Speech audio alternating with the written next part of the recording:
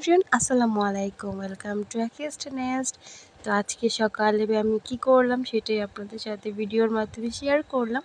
তো আজকে আমি ফার্স্টে চা বানালাম। চাটা আমি আপনাদের সামনে খেয়ে দেখাইতে পারি নাই, কারণ আমার দুইটা ছেলে, আপনাদের সবাই খুব ভালো করে জানেন, বান্দরের নাট। কি বলবো, সারাটা দিন এত পরিমাণে দুষ্টুমি করতে থাকে, একটা সেকেন্ডের তাদের কোনো বিরতি নাই। আমি হাঁপায় যাই বান্দা, তারা হাঁপায় হয় না। কী দিয়ে বানাইছে আল্লাহ জানে। তো যাই হোক, এই বয়সে একটু দুষ্টুমি করবে না তো কি বুড়া বয়সে করবে, সেটা ব্যাপার না। আল্লাহ তাদের সুস্থ রাখুক, হায়াত দান করুক, এটাই কামনা করি।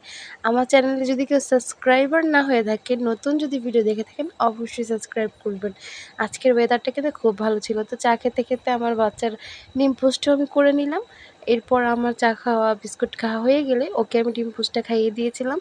এরপরে দুপুরের দিকে আমার শাশুড়ি আম্মা আসছিল বাহির থেকে, তো আমার ছেলের জন্য মিষ্টি নিয়ে আসছিল। ও মাশাল্লাহ মিষ্টি অনেক পছন্দ করে। তো ভাবলাম ও একা খাবে, আমি একটু লুকাই লুকাই খাই। মা তো পুরোটা খাইতে গেলে মায়া লাগে, তো অর্ধেক খেয়ে আবার অর্ধেক রেখে দিলাম।